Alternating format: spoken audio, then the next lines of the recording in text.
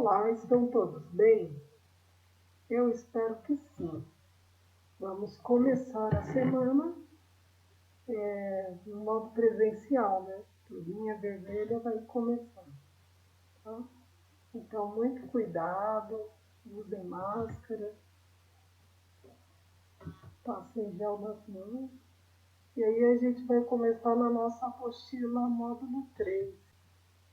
E aqui nessas páginas, são as páginas 9 e 10. Vamos falar sobre o circo.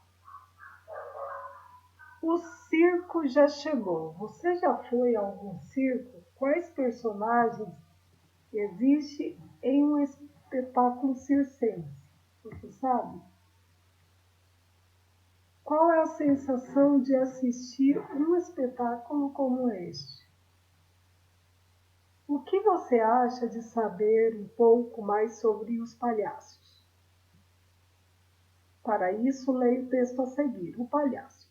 O palhaço é o principal personagem do universo do circo. Existem muitos tipos de palhaços e palhaças, mas os mais populares no Brasil são aqueles divertidos, desastrados, alegres e quase infantis. Na maioria das vezes, os palhaços têm a cara pintada de branco, com os olhos, sobrancelhas e lábios bem marcados com tintas pretas. Além disso, eles quase nunca se separam do tradicional nariz vermelho, em forma de bola. Palhaços e palhaças se vestem com paletós e calçolas bastante coloridos e alegres. Os cabelos dos palhaços são um espetáculo à parte, sempre muito diferente e por vezes colorido. Tá vendo? Estudando o texto. O texto O Palhaço é uma descrição. Este texto explica as características de um palhaço, conta a história de um palhaço, expõe a opinião sobre um palhaço. Assinale as alternativas corretas, tá? Faça um xizinho. Assinale as alternativas que apresentam as características de um palhaço. É um personagem triste, tem a cara pintada, anda com roupas pretas e escuras. É um personagem alegre e divertido, tem um nariz vermelho e um formato de bola. Tem mais de uma opção correta, tá?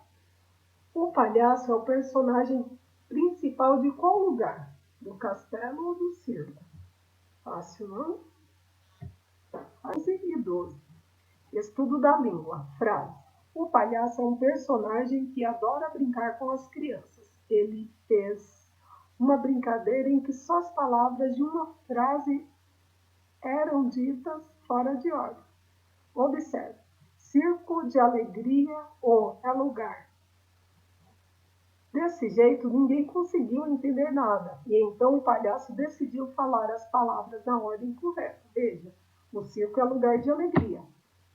Em algum momento, foi mais fácil entender o que o palhaço queria dizer no primeiro momento em que ele brinca com as crianças ou no segundo momento. Aí vocês coloquem. Aqui ficou mais fácil ou aqui? A sequência de palavras ditas na ordem pelo palhaço no segundo momento é chamado de frase. Frase, aqui ó, aqui se torna uma frase. Por que aqui a frase e aqui não a frase? Frase é a palavra ou conjuntos de palavras que expressam uma ideia completa.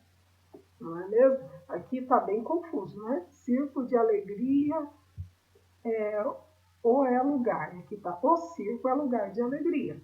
Isto é uma frase, porque faz sentido. Agora vamos para a página 12. Assinale o conjunto de palavras que formam uma frase. Palhaço ou colorida roupa usa. No circo, a alegria é o ingrediente principal. Agora organize as palavras que estavam fora de ordem na primeira alternativa e escreva uma frase. Então, aqui, para organizar e fazer uma frase, tem que fazer sentido. Leia as seguintes frases. Vou embora. O circo trazia alegria. Vamos brincar, criançada? Cheguei. Quantas palavras uma frase pode ter? Agora escreva uma frase de acordo com a quantidade de palavras que se pede. Uma palavra, então uma frase com uma palavra só. 2 palavras, coloque. 3 ou mais palavras. Vocês estão observando que é tudo módulo 3, né, criançada? Então, ó, são essas páginas, 85, 86 e 87. Na página 85, medidas de comprimento. Vamos desenhar o contorno de uma das mãos. Abra bem uma das suas mãos, coloque-a sobre o espaço abaixo e contorne com o lápis. Então, vocês vão abrir a mão, por exemplo, você abre a mão esquerda e com a mão direita vocês façam um contorno em volta dela, como se fosse uma luva, tá? Com base no desenho acima, meça com uma régua em centímetros o comprimento aproximado do seu palmo. Se for necessário, troque ideias com os colegas. Depois compare suas respostas com alguns colegas. Então, vocês vão por aqui. Meu palmo tem aproximadamente tantos centímetros, tá? Vamos para a próxima. Para as próximas, né? Porque agora é 86 e 87. A régua. Desde muito tempo, o ser humano tem utilizado partes do próprio corpo para medir o comprimento. Por exemplo, ao pé, do calcanhar até a ponta do dedão, é uma passada, né? Olha o palmo. Do começo do dedo mínimo até o final do polegar é um palmo. O passo, ó, tá vendo? O espaço entre uma passada e a outra. A polegada é da pontinha do polegar até essa dobrinha aqui, essa primeira dobra. Como o tamanho das partes do corpo varia de uma pessoa para outra, um mesmo comprimento pode apresentar diferentes medidas. Por isso, atualmente, para medir comprimentos, usamos instrumentos apropriados com medidas padronizadas como a régua. Então, quer dizer, a criança tem uma medida aqui para o dedo, o adulto tem uma medida muito maior. Então, para ficar padronizado, foram criadas essas medidas aqui, que são colocadas nas réguas. E aí, cada risquinho 1 milímetro, aí tem os centímetros, que é do 0 a 1, entenderam? Tem metros e assim vai aumentando. A régua é um instrumento muito usado para medir pequenos comprimentos. Aqui, centímetro. Observando a régua, podemos perceber que ela possui vários tracinhos e que alguns deles são numerados. Na régua, a distância que vai de um número até o seu vizinho é sempre a mesma. Essa distância representa 1 centímetro, ou seja, 1 cm. Esse cm aqui quer dizer centímetro, de forma abreviada, tá? Então, aqui, ó, do 0 até o 1 é 1 centímetro, do 1 até o 2, 2 centímetros, e assim por diante. Aí aqui, o comprimento da caneta é 14 centímetros ou 14 cm, né? Aqui é a mesma coisa, o comprimento do lápis é 11 centímetros. Deem uma olhada, por quê? A parte de trás do lápis fica certinho no 0 e a pontinha dele vai até o 11, então são 11 centímetros. A caneta, ó, tá vendo? Começa aqui no 0 e vai até o 14, por isso 14 centímetros. Olha o clipe aqui, ó. O clipe é 3 centímetros, tá vendo? Marcando certinho. Agora vamos para as próximas páginas, que são essas aqui, 88 e 89. Carolina e Karina mediram o comprimento do tapete da cozinha utilizando os próprios pés. Olha só, a Karina e a Carolina. Carolina verificou que o comprimento do tapete era 11 pés. Karina encontrou uma medida um pouco menor, que 10 pés de comprimento para o tapete. Agora responda as questões. Por que ocorreu essa diferença de medida no comprimento do tapete? Por que será que uma mediu e deu 11 pés, né? E a outra mediu, deu 10 pés? Qual das meninas possui o maior pé? O que elas poderiam fazer para resolver essa questão sobre o comprimento do tapete? É algo que vocês podem analisar e responder, tá? Juliana e Felipe utilizaram os próprios passos para medir a frente do terreno da casa onde moram. Observe as informações na tabela abaixo e responda as questões. Quantidades de passos. Aí tem o nome, que é Juliana e Felipe, e a frente do terreno, por exemplo, a Juliana mediu 25 passos, já o Felipe 28 passos, tá vendo? Quem possui o passo maior? Aí vocês analisem. Se eles fossem medir a lateral do terreno, qual das crianças daria mais passos? Por quê? Crie sua própria unidade de medida de comprimento para isso. Comprimento. Para isso, recorte uma tira de papel com o comprimento que preferir. Meça o lado maior do tampo de sua carteira e anote. Meça a largura da porta da sala de aula e anote. Meça os lados mais compridos da sala de aula e anote. Então, a gente vai fazer com o pessoal que está no presencial isso, mas quem está em casa dá para fazer também, tá? Dá para pegar uma tira de papel, medir a mesa, criar a própria régua. Isso é bem interessante para vocês terem noção. Compare suas medidas com as dos seus colegas. Tá? Agora vamos ver as próximas páginas de ciências, também página 157, 158 e 159. Aí 157, um pouco mais sobre o corpo humano. Assinale a alternativa que você considera mais adequada sobre cada parte do corpo humano. A velocidade de crescimento do cabelo é, em média, 1 centímetro por mês, de 5 centímetros por mês, de 10 centímetros por mês e de 5 centímetros por mês. O coração de uma pessoa adulta, aqui são conhecimentos que vocês podem buscar lá no texto, tá, gente? E o que não achar, pode pesquisar na internet ou perguntar para a professora também. O coração de uma pessoa adulta é aproximadamente do mesmo tamanho do seu ou da sua, né? O cérebro, tá vendo? Do mesmo tamanho do que? O coração de uma pessoa adulta é aproximadamente do mesmo tamanho do seu cérebro, fígado, mão fechada ou pulmão. É uma dessas aqui.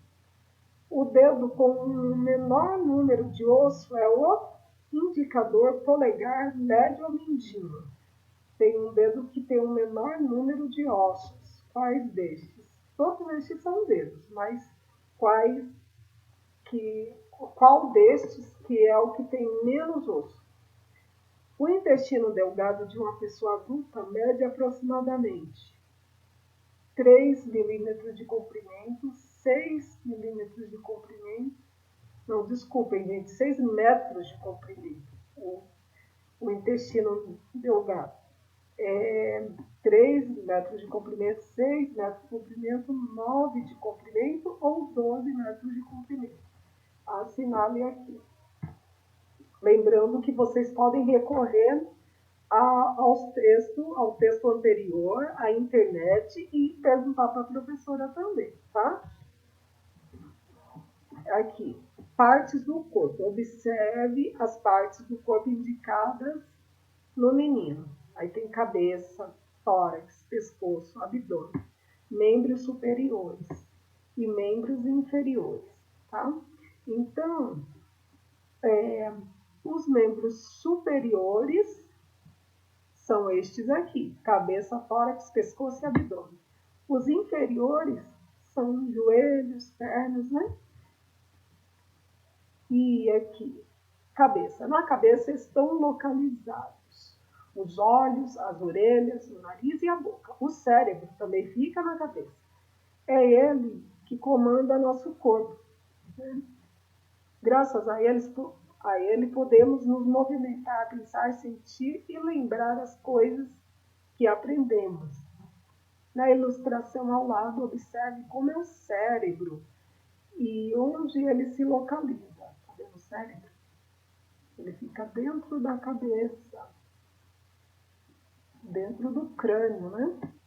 O tronco é a região do corpo formada pelo pescoço, tórax e abdômen. Tá vendo? Essa parte aqui se chama tronco. Tórax. É no tórax que estão localizados, por exemplo, o coração e o pulmão. Pescoço é a parte do corpo que liga a cabeça ao tórax. Abdômen. O abdômen é conhecido popularmente como barriga. Nele estão localizados o fígado, o estômago e o intestino, entre outros órgãos. Então, isso aqui a gente vai ver muito ainda, tá? Mas é bem interessante vocês conhecerem as partes que compõem o nosso corpo, né? Então, é basicamente isso aqui, ó. O tronco, ele é composto pelo pescoço, tórax e abdômen. Falamos da cabeça, né? Que tem os olhos, nariz, boca e orelhas. E aí tem o tronco. Aí nas páginas 160 e 161 ainda de ciências, aí tem uma criança aqui, ó. Os membros são classificados em superiores, superiores é a parte de cima, e inferiores a parte de baixo. Membros superiores, mão, antebraço e braço. Então, isso aqui, essa parte é chamada de braço, aqui é antebraço. E aqui vem a mão. Aí aqui inferiores é a coxa da perna, a perna e o pé. Então, da parte de baixo, né, da cintura para baixo, são os membros inferiores. Identifique sua cabeça, seu tronco, seus membros em seu corpo e desenhe-os abaixo. Depois escreva os nomes dessas partes no desenho. Então, vocês podem olhar essa criança aqui, fazer um desenho e aí você colocar o nome das partes, né? Braços, mãos, tal, tudo direitinho. Pés e pernas. Complete cada lacuna com uma das palavras a seguir: cabeça, tronco, membros e cérebro. O tantantã é responsável por várias atividades, como pensamento e movimento. O que será que é responsável por a gente conseguir pensar e se mover? O tantantã é a região do corpo formada pelo pescoço, tórax e abdômen. Qualquer coisa vocês voltem lá na primeira explicação. Na tantantã estão localizados os olhos, as orelhas, o nariz e a boca. Os tantantãs são classificados em superiores e inferiores. É só voltar a leitura que vocês descobrem do que se trata, tá? Aí, a gente vai para a história. Página 207 e 208. Na 207 está falando sobre o tempo não para. Você percebe a passagem do tempo? Como? Como que vocês conseguem falar assim, puxa, o tempo passou, às vezes vocês veem os adultos falando, nossa, como você cresceu, puxa vida, o tempo passou mesmo, né? Então, como é que isso é possível? A pessoa afirmar que o tempo passou. De quais formas podemos medir essa passagem do tempo? Como é que a gente sabe que a criança cresceu, que a criança... o que aconteceu, né? Como a gente percebe que o bebê cresceu quando a gente vai pôr a roupinha no bebê, né? As mães, aí percebe que a roupa não serve mais, que ficou curta demais, né? Aí tem que passar para outra criança. Então, por que será? O que você faz no seu dia a dia? Em que momento você pratica suas atividades? Isso é bem importante, né? As atividades, todo movimento que a gente faz são atividades. Você sabia que é bem importante, cada vez que vocês forem mexer na televisão, for beber água, vocês levantarem e fazer este movimento? Nunca ficar pedindo para a mãe trazer água, para alguém com o controle remoto mudando os canais da TV. Porque isso faz com que a pessoa fique cada vez mais sedentária. E isso tem um impacto direto na saúde da pessoa. É importantíssimo levantar e beber água, entendeu? Porque se você ficar sentado bebendo água, vai ter o benefício de te hidratar, mas vai ficar faltando movimento no corpo. Então, é muito importante para que a gente não fique sedentário com doença, está sempre se movimentando, mas conseguir durante o dia. O que você faz no seu dia a dia? Em que momento você pratica suas atividades? Bom, como você faz para organizar as atividades do seu dia? Como é que você faz? Você anota em algum lugar, você põe despertador, você pede para alguém te chamar? Como é que você faz? Você sabe quantas horas do dia você passa na escola? Agora que vocês vão começar alguns, né? Mas quantas horas do dia você passa estudando, fazendo atividades que a professora propõe para vocês ao longo da semana? O tempo em nossas vidas. O tempo é muito importante em nossas vidas. Temos horas para acordar, para ir à escola, comer, brincar, descansar. Também podemos perceber a importância do tempo quando perguntamos quantos anos você tem ou em que ano você nasceu. São perguntas que remetem ao tempo. Quase todas as atividades que realizamos em nosso dia a dia têm um determinado horário para começar e muitas vezes hora para terminar, não é? Além disso, elas têm um tempo de duração, que é a quantidade do tempo que demoramos para realizá-las.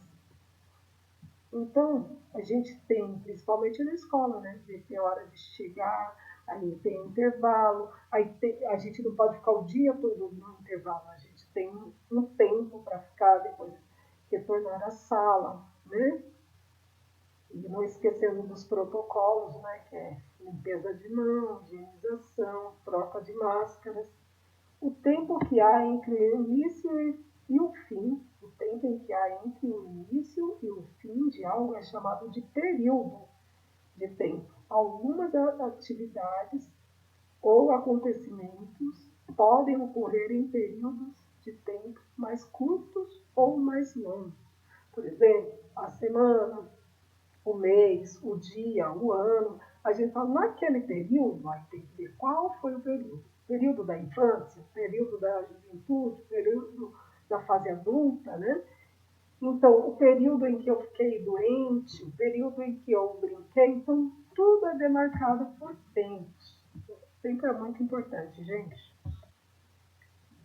Agora, na 208, como contamos o tempo? A ideia de tempo é tão presente em nossas vidas que, ao longo da história, os seres humanos sempre procuraram desenvolver meios de medir a sua passagem, criando diversos instrumentos. Cada instrumento mede períodos de tempo diferentes. Os relógios, por exemplo, organizam períodos curtos e os calendários mais longos. O relógio é um dos instrumentos que utilizamos para medir a passagem do tempo. Ele marca as horas, os minutos, os segundos, né? Quando a gente fala a gente já passou um segundo, 2, 3, 4, entenderam? Então, por isso que fala que o relógio, ele marca períodos mais curtos. Aí, o calendário são dias. É preciso o relógio fazer todo esse trajeto aqui, né, de 24 horas por dia para poder ser contado um dia no calendário. Leia o texto a seguir. O relógio é a melhor maneira de medir o tempo. Existem vários tipos de relógio. Relógio de parede, relógios de pulso, relógios despertadores, relógios que podem ser vistos por muita gente. Os relógios medem o tempo em segundos, minutos e horas. Cada tic-tac do relógio demora 1 segundo de tempo. Os segundos medem o tempo que passa rápido. 1 segundo é mais ou menos o tempo de um espirro. Sabe? Foi 1 segundo. Entendeu? Usamos minutos para medir o tempo, que demora um pouco mais para passar. Nos minutos, coisas que levam mais tempo podem acontecer. Em 2 minutos, dá para falar de 200 a 300 palavras. Já pensou? Em 2 minutos dá para falar tudo isso de palavras. Depois de passados 60 minutos, temos uma hora completa.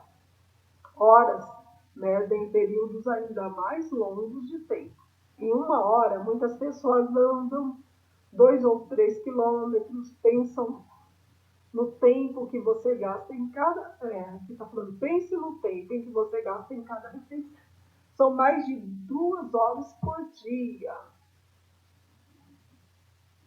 As horas em nosso cotidiano. O relógio nos ajuda a medir o tempo em nosso dia a dia. Acompanhando a passagem dos minutos e das horas, podemos saber o tempo que temos para realizar nossas atividades. Tá? Agora vamos para a próxima. E aqui na próxima, que é a página 209, veja aqui como Marcelo organiza o seu dia para realizar algumas atividades. Às 7 horas, a Marcela acorda. Às 8 horas, chega à escola. À 1h30, que é 13h30, é a mesma coisa que 1h30 da tarde, tá? Ela está comendo. Essa aqui ela estuda de manhã. É o contrário de vocês, essa hora, quem for para a escola, vai estar na escola. E às 21 horas, que é 9 horas da noite, ela está dormindo. Para saber mais, os relógios. Os tipos mais comuns de relógios são o de ponteiro e o digital. O de ponteiro é o analógico, né? E esses que mostram os números assim são os digitais. O relógio de ponteiro possui 3 ponteiros diferentes que se movem. O menor indica as horas. Tá vendo? Esse pequenininho indica as horas. O médio, os minutos. E o maior, o segundo, esse vermelhinho que fica correndo aqui, ele não para, pode ver, porque ele fica contando assim, 1, 2, 3, 4, 5, sequencialmente, tá? O relógio digital não tem ponteiro. Ele mostra as horas e os minutos apenas com números. Aí fica muito fácil, né? Aqui, ó, 3 horas e 48 minutos e 37 segundos. Então, esse primeiro número aqui, ele está indicando aonde que o ponteiro pequeno está no analógico. O outro é o médio e esse que fica contando direto é o do vermelhinho. Aí, desculpa, gente. Eu acho que eu vi essa moça aqui e deu vontade de espirrar. Ela está bocejando, né? Mas eu achei que ela estava espirrando. Atividades para a sala. Escreva nos quadradinhos em branco o período de tempo necessário para realizar cada atividade. Utilize o seguinte código: o S para segundos, M para minutos e H para horas. Léo assiste a um filme na TV. Ele leva segundos assistindo, minutos ou horas? Aqui, Cláudia boceja de sono. Quanto tempo? São segundos, minutos ou horas? É a mesma coisa. A Bia tira foto em qual dessas circunstâncias. É para pôr, é SM ou H, tá? O banho, quanto tempo?